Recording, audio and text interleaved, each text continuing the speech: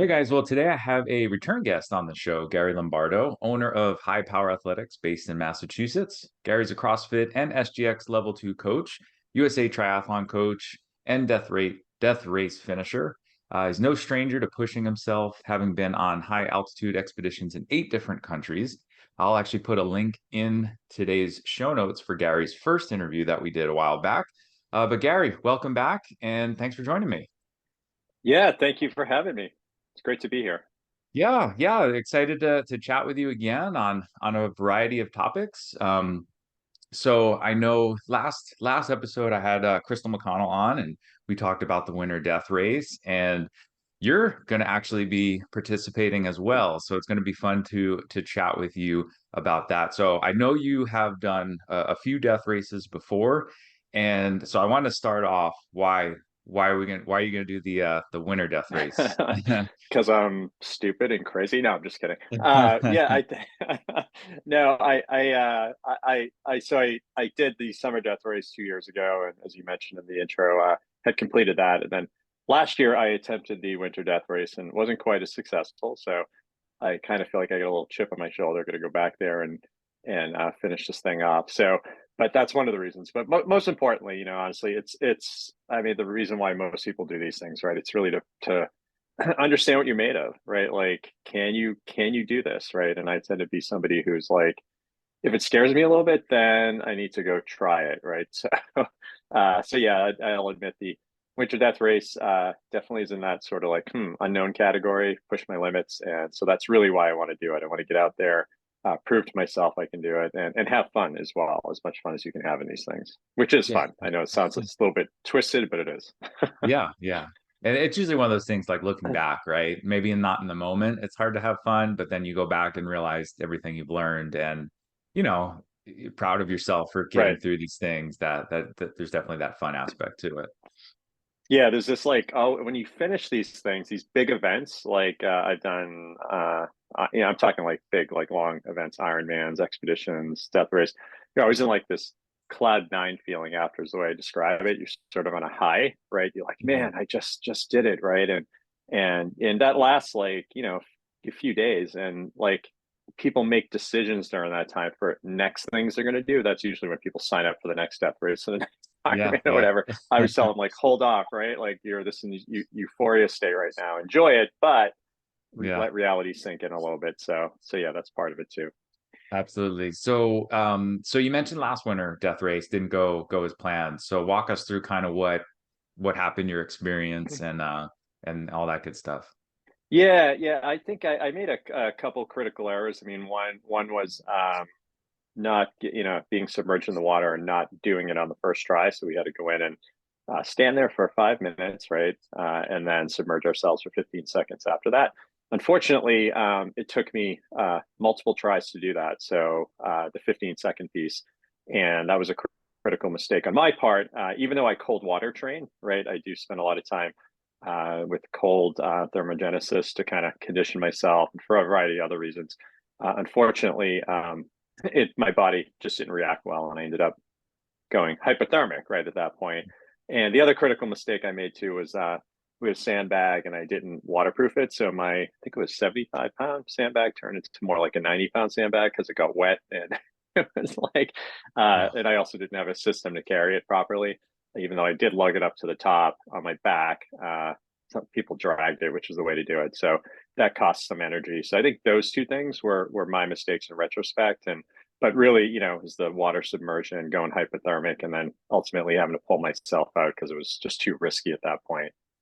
yeah, and I'm sure that's a hard thing to do, but obviously in an event like this, you have to pay attention to those things. It's a tough decision, but obviously the smart one for it. Um, Yeah, absolutely. And I, like I mentioned, I'm a cold weather guy. I do all sorts of stuff in the winter, and I know the risks. I probably knew better than anyone else in that race, kind of the risks of hypothermia and frostbite in particular at the event. So entering with that mindset, I tend to be fairly conservative as well.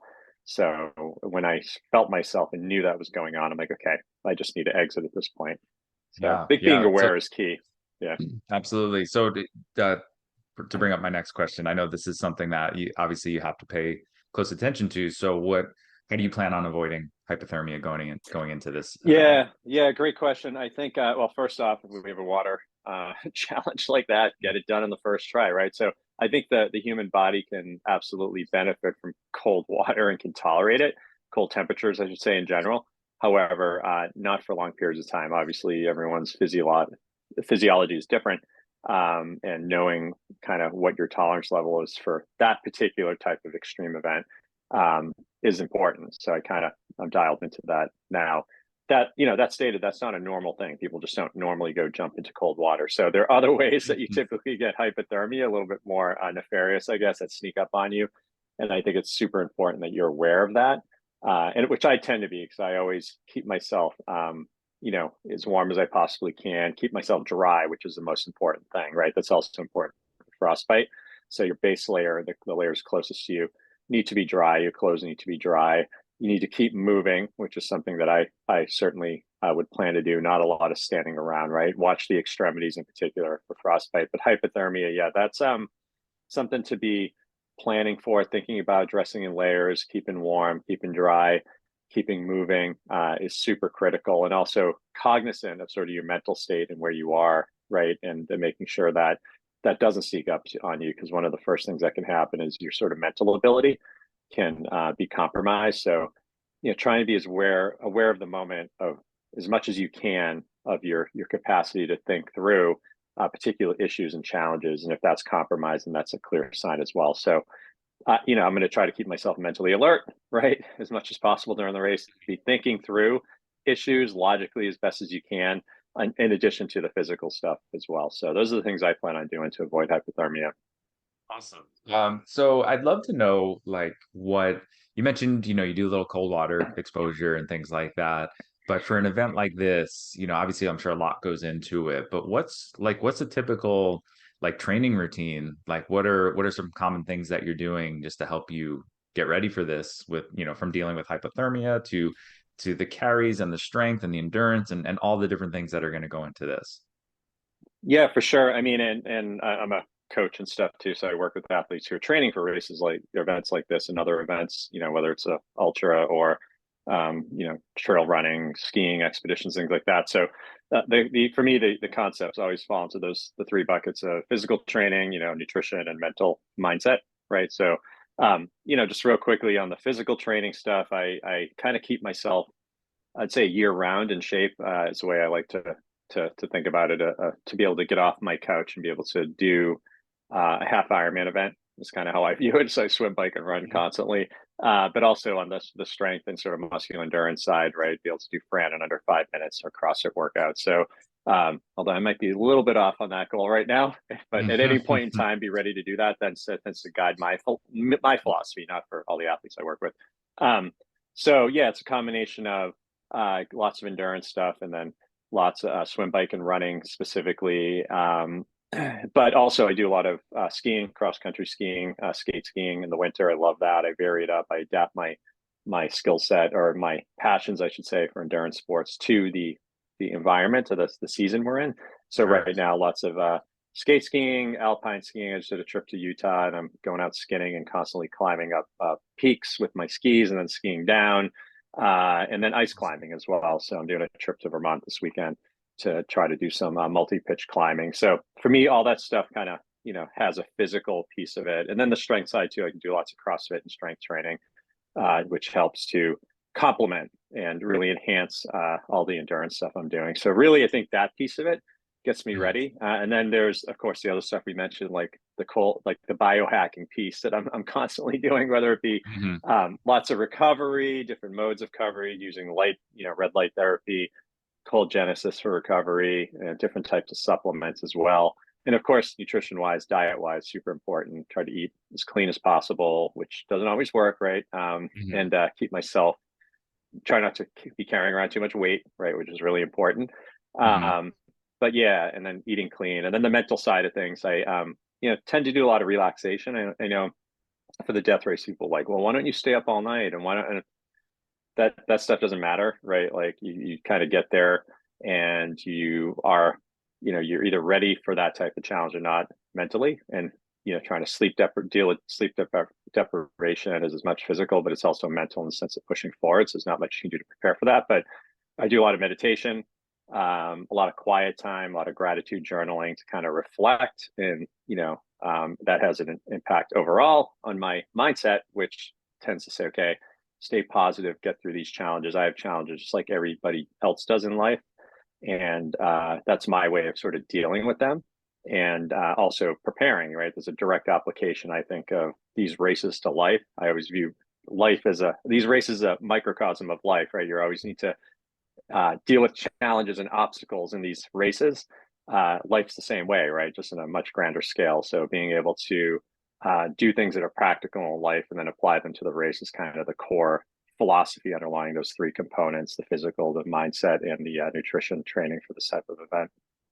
Yeah, and I love that you talk about the mindset because I think that's an area that I think a lot of people struggle with because I don't know if it's like not as easy to just get to the gym or get out and run, right? You just go do those things, but to take the time with yourself, right? And because I can imagine in the death race, it's a lot of time just listening to yourself, right? You're going to be having that voice in your head the whole time saying all sorts of things.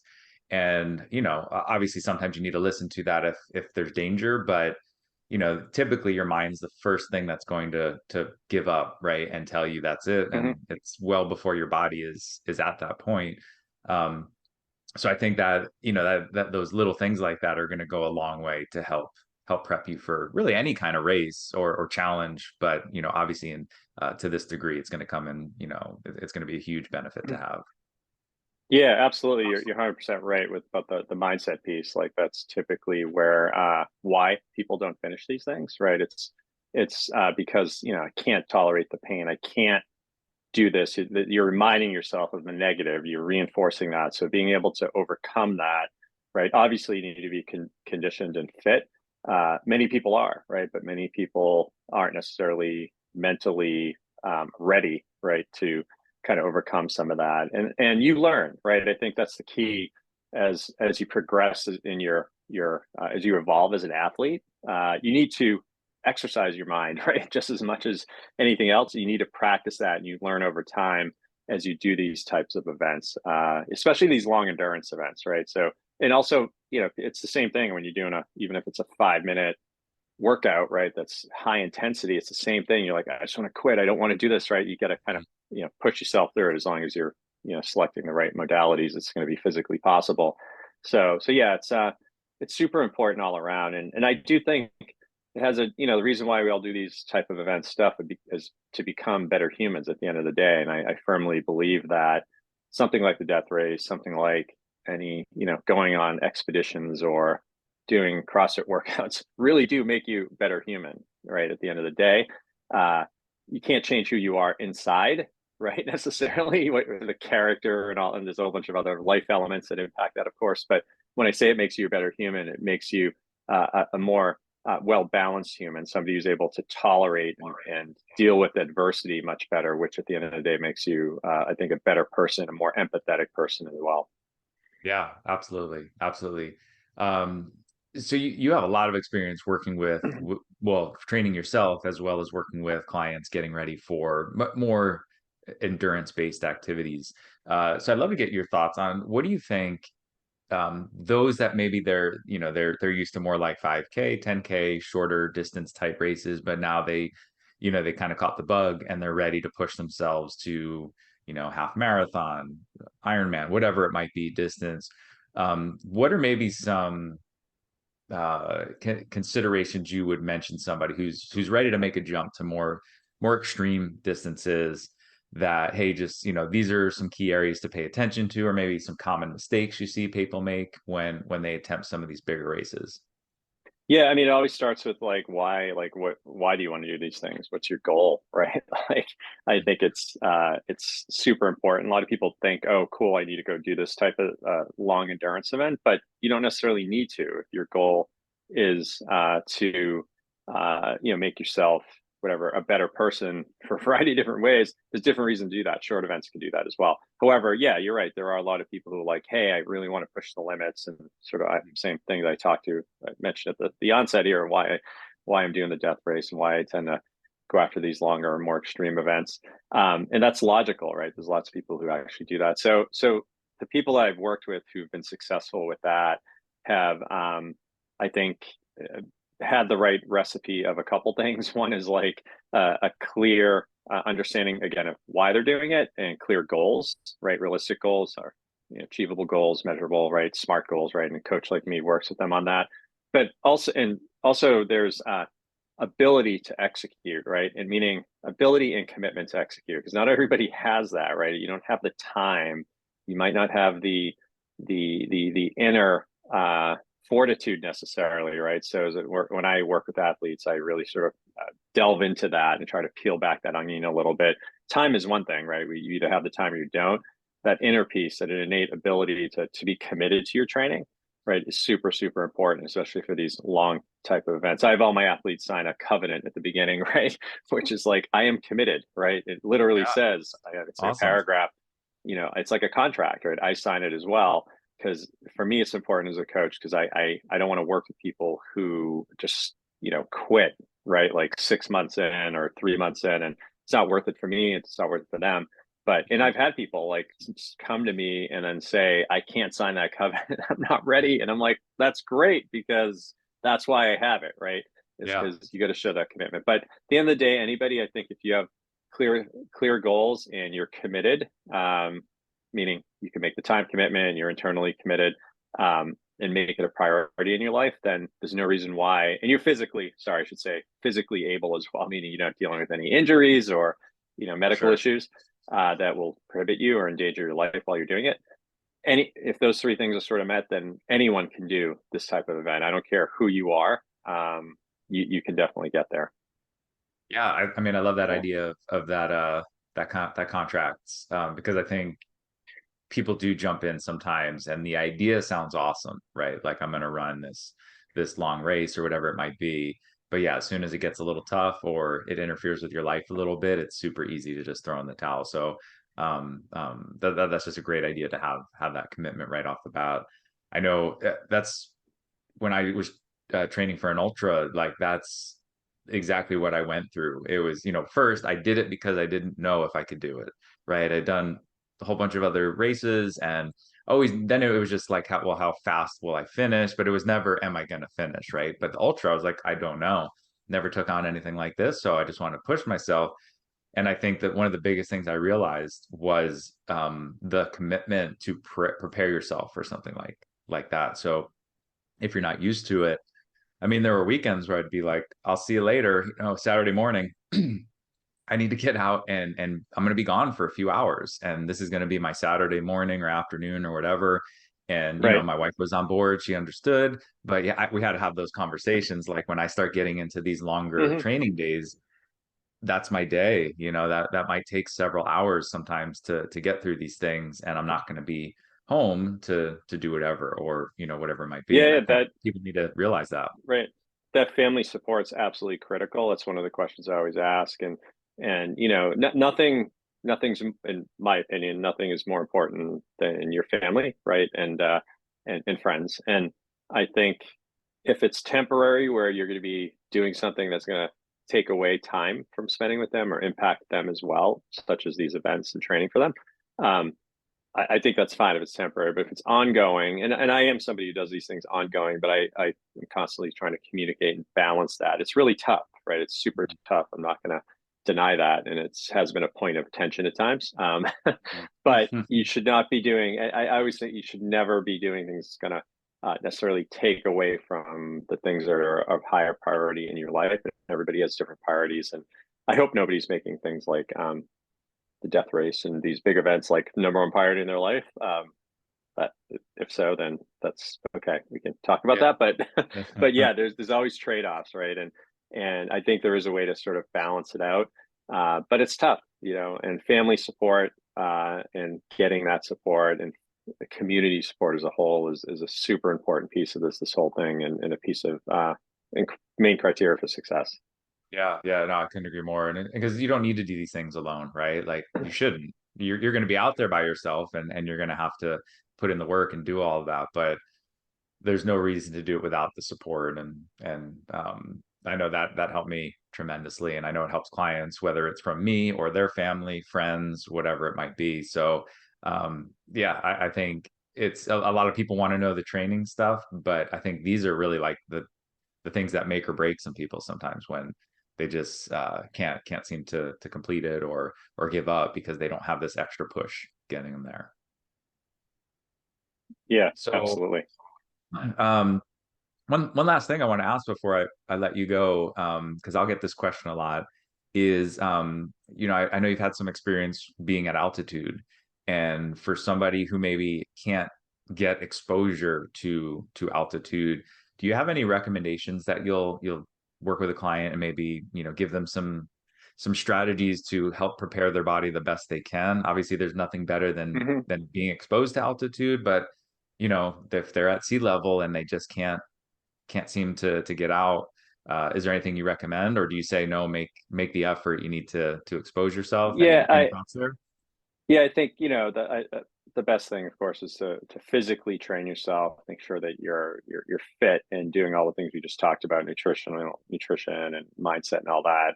If you're going to go at an event at altitude or an expedition or anything like that. So that's the most important thing you can do, because if you show up without those things, then you're ultimately not going to Mhm. succeed, right? And your body won't do well at altitude. But physiologically, to adapt to altitude, I think there's certainly things you can be doing at sea level, right? As a normal human being, before heading off, when you think about training at altitude, if you can get to altitude, right, a place where you could ascend, no more than say 1,000 or 1,500 feet per day, and then come down, sleep low, go back up, sleep high at that point, go to the next point, et cetera. That's what we did recently on an expedition I did in the Karakoram, where again, we're talking trying to reach a point of over 23,000 feet. Most of us aren't doing events, right? Doing expeditions like Mhm. that. We tend to go to Tahoe and these other places, right, where it's much lower. So Yeah. again, everybody's different. I think for me, I start worrying about altitude when it's like 14,000 feet or so, right? Hmm. But again, people are different. If you do have the ability to go someplace and do that, that's great. If you don't, I think making sure that there are other things, little sort of hacks you can do, this hyperbaric chambers and things like that you can sleep in. And again, those most of us don't have access to those things. If you do, great, give it a try, right? Yeah. But I would say the most important thing though is when you actually do get to altitude to try to get there a day or two ahead of time. If you're on an expedition, use the trek in to acclimatize, but low exertion, right, is super critical, especially as your body's adapting. That's the big mistake I've made in the past, is that especially as a young guy going off in these expeditions and trips, I'm just gonna rip up this mountain, right? Huge Mhm. mistake, right? And even with going uh, higher and sleep, going higher and then sleeping low, there's still it's the amount of exertion that you're put your body under in a short period of time. And if you don't take it very slowly, meaning slow steps, it's very frustrating, right? Especially for somebody like me who just wants to go, like forcing yourself to keep your heart rate low as much as possible as you ascend, because that makes a massive, massive difference. Now, if you're going to go to an event like Tahoe and these other events that are at altitude, you can say, well, it's not as huge of an issue maybe for you because it's actually not too high. But if it is, I would recommend getting there a couple days ahead of time and going out and doing some slow hikes sort of at that higher altitude, right? To not push your body, but to allow it to adapt is the best thing that you can do. The most practical thing, I would say, for most Yeah. people. But yeah, that's kind of how people I work with, people do have access to some of these biohack type things, where they can do oxygen deprivation, and that's great, but that's typically not practical for most people, both from a monetary perspective, but also from a just everyday life perspective. Yeah. Yeah. So Awesome. Awesome. Very cool. Well, I've taken enough of your time. Gary, thanks so much for coming on today. If anyone wants to learn more about you or maybe just follow your experience through the win or death race, where would be a good place to learn more about you? yeah, good question. I'm not an avid Twitter person or blogger, and it's something I probably should be. But yeah, definitely check out my page on Facebook. You feel free to follow me, reach out. also highpowerathletics.com. I also maintain ascendsportsconditioning.com. If you go up there, that's my, I do one-on-one coaching there as well. And I have a blog there. You can read about some of my expeditions, and I'll probably do a blog entry there on the death race. I didn't do one last year or the previous race, but I think it's time I should do that. So yeah, follow me there. Awesome. I'll put links in the show notes for all of that. So great chatting with you again. And then good luck on the upcoming race. Yeah, thanks a lot. I appreciate it. And thank you so much for having me. Anytime.